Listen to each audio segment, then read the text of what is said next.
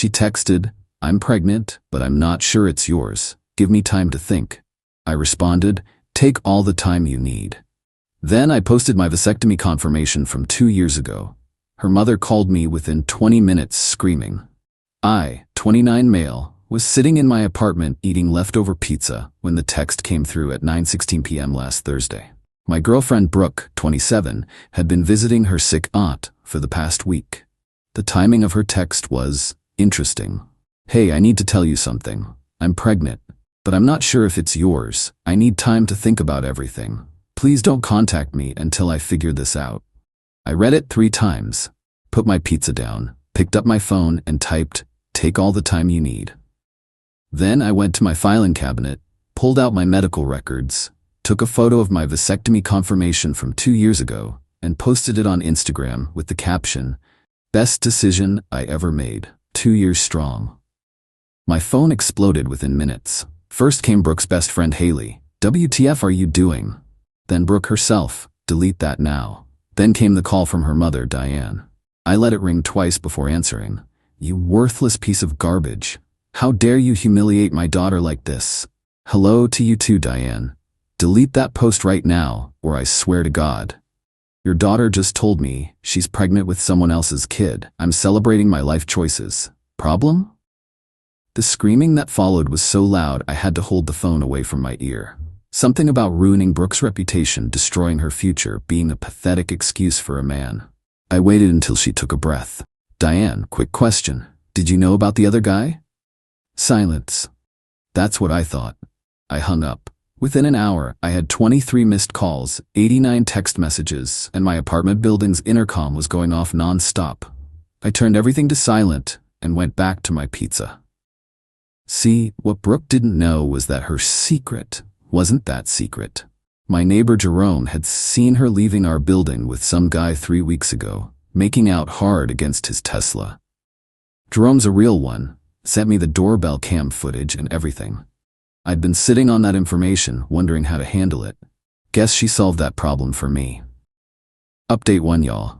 The entitlement has reached levels I didn't think were possible. So Brooke's dad Roland showed up at my work. Not to apologize. Not to talk man to man. This dude really walked into my office at the accounting firm and announced to everyone that I was spreading lies about his pregnant daughter. My manager Keith looked confused. "What lies?" "Roland," loud enough for the whole floor to hear. "He's claiming he can't be the father when my daughter's carrying his child." I pulled up the vasectomy confirmation on my phone.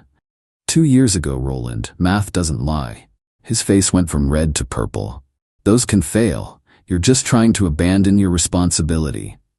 I get tested every 6 months. Latest one was last month. Shooting blanks, my friend. The whole office was watching now. Roland tried a different approach. Even if there was someone else, a real man would step up. Keith, God bless him, said, "Sir, I'm going to need you to leave before I call security." But Roland wasn't done. This man really said, "I'll give you $5,000 to delete that post and claim the baby." The entire office went silent. "You want to pay me to claim another man's baby?" "It's the right thing to do." Brooke made one mistake. "For how long, Roland? How long was this one mistake?" His face told me everything. They all knew. The whole family knew she'd been cheating, and they were cool with it, as long as I didn't find out. Security ended up escorting him out. But the story spread through the office like wildfire. By lunch, everyone was calling me Snip Snap. I'm not even mad, it's kind of funny. That evening, Brooke herself showed up at my door with her sister Meredith and her mom. I watched them through my Ring camera as they stood in the hallway. "Just open the door," Diane hissed. "I know you're in there." I texted Brooke, "No." She read it out loud and Meredith actually kicked my door. "You're such a coward. Face us like a man." I called building security. Took them 15 minutes to arrive, during which Meredith live-streamed herself crying about how I was mentally abusing a pregnant woman by not opening my door. The live stream ended real quick when security asked them to leave and Diane tried to bribe them with $200 to let them stay. They got banned from the building. But here's where it gets really good. Brooke started texting me from different numbers. Each message more unhinged than the last. "The baby could still be yours." I was confused when I sent that text. You're throwing away our future over a misunderstanding. I only slept with Garrett twice. Oh, so his name's Garrett. You owe me after 3 years together. My parents are going to sue you for emotional distress. That last one made me laugh so hard I screenshot it and sent it to my lawyer buddy. He replied with crying laughing emojis. Update 2. The entitlement escalation is insane. First, let me address something. Lots of you have been asking why I didn't confront her about the cheating when I first found out 3 weeks ago. Honestly, I was processing. Plus, I wanted to see how far she'd take the lies. Didn't expect pregnancy announcement though. So remember Garrett? Well, homeboy's been trying to reach out, not to apologize or man up about the situation. This walking fedora really asked if I could vouch for him with Brooke because she won't return his calls after I posted the vasectomy papers. Let that sink in. The dude who knocked up my girlfriend wants me to help him get with her. I told him to lose my number. He responded by saying I was being immature about the situation and that adults handle things differently. Bro, you're 31 sleeping with another man's girlfriend, but sure, lecture me about maturity. But the real entertainment came from Brooke's family reunion last weekend. Yeah, they had a family reunion, and apparently the entire agenda was about their situation. How do I know? Because Brooke's cousin Destiny reached out with all the tea. Turns out Destiny's been sick of their family's BS for years, and this was her last straw. According to Destiny, they really had a whole PowerPoint presentation. A PowerPoint about Operation Save Brooke's Future. I'm not making this up. The plan included having Roland's lawyer friend send me a fake paternity lawsuit to scare me. Diane creating fake social media accounts to comment on my posts about deadbeat dads. Meredith seducing one of my coworkers to spread rumors that I was lying about the vasectomy. Brooke showing up at my mom's house to woman talk.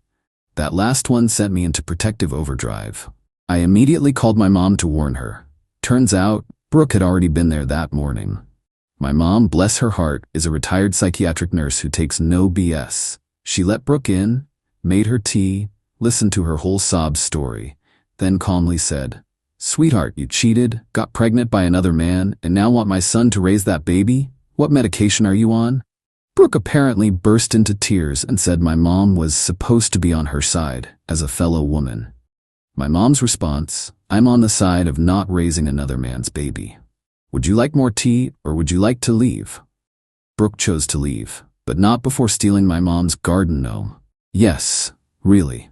My 73-year-old mother's ceramic gnome named Harold. My mom filed a police report for a garden gnome because, as she put it, it's the principle. The theft was caught on my mom's doorbell camera. Brooke really looked directly at the camera while taking it, like she didn't know it was there. 2 days later, Diane showed up at my work again, this time with a proposal. She had a whole folder with her. Inside was a relationship contract where I'd agree to raise the baby, a budget for child expenses that I would cover 100%, a custody agreement, giving me 0 rights but all financial obligations, an NDA about the cheating, a $10,000 check for my cooperation. I looked at it, looked at her, then dropped the entire folder in the trash can in front of her. "That's my only copy," she screeched. "Then you better dig it out."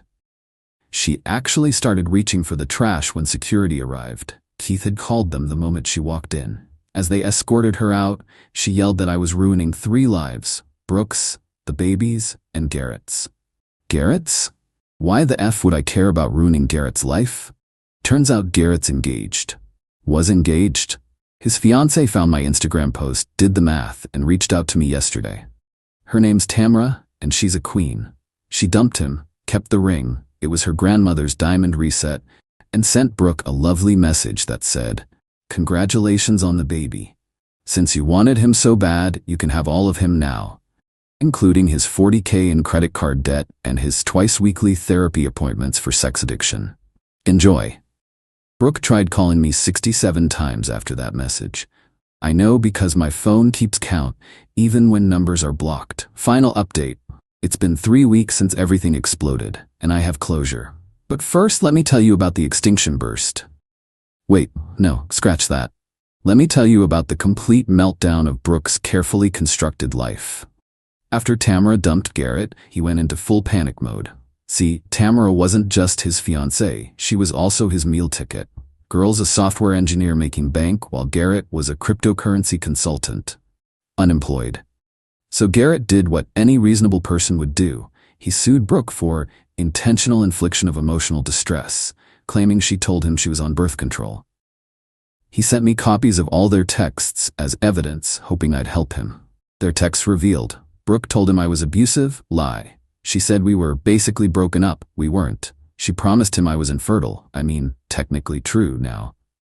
She was planning to pass the baby off as mine until the right time. I forwarded everything to my lawyer buddy, who said it was the funniest thing he'd read all year, but probably wouldn't hold up in court. Then came the family meeting from hell. Brooke's family invited me to a mediation session at Diane's house. I went, but I brought back up my mom and her new boyfriend, Eduardo, who happens to be a retired judge.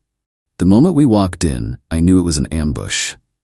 They had Brooke's aunt Stacy there, who's a therapist, their family friend Father Douglas, and even Brooke's grandma on Zoom from her retirement home. Roland started, "We're here to find a solution that works for everyone." Eduardo: "Sounds reasonable. What's your proposal?" Diane pulled out a new folder. "Xavier continues the relationship, claims the baby, and we never speak of this again." My mom laughed. Actually laughed. "You want him to raise another man's baby to protect your daughter's reputation?" Father Douglas chimed in. "It's the Christian thing to do. I'm Jewish, so..." The meeting devolved from there. Grandma started yelling through Zoom that in her day, men were men and would step up. Stacy tried to therapize me about my commitment issues. Meredith accused me of having a small ego. Then Brooke stood up and gave this whole speech about how I was the love of her life, how Garrett meant nothing, how the baby could bring us closer together. I let her finish. Then I asked one question. "What's Garrett's last name?" She couldn't answer. 3 months of sleeping with this dude, and she didn't know his last name. That's when Garrett himself showed up. Apparently, Brooke had texted him the address thinking he'd fight for her. Instead, he served her with papers for a paternity test and child support agreement. He actually said, "I want everything done legally so there's no confusion." Brooke lost it. Started throwing things. Diane tried to calm her down but got hit with a flying ceramic coaster. Roland tried to grab Garrett, who just stepped aside and let Roland crash into the coffee table. We left during the chaos. As we were walking out, Grandma was still on Zoom yelling at everyone that this wouldn't have happened if they'd raised Brooke properly. 3 days later, I got a call from Brooke. She was sobbing. Garrett's paternity test came back negative. The baby wasn't his either. Turns out there was a third guy. Someone named Dennis from her yoga class. When she told him, he blocked her immediately. His wife then called Brooke and threatened a restraining order if she ever contacted them again. Yes, Dennis was married. Yes, Brooke knew. The last I heard, Brooke's living with her parents, who are now raising their future grandchild. Roland's blood pressure medication had to be doubled. Diane joined a support group for parents of adult children making poor choices. Meredith started a GoFundMe for Brooke that raised $37. Garrett moved back in with his mom and is selling supplements on Instagram. Dennis and his wife are in counseling. Tamara started dating Keith from my office. Plot twist. My mom got her gnome back, broken into 3 pieces.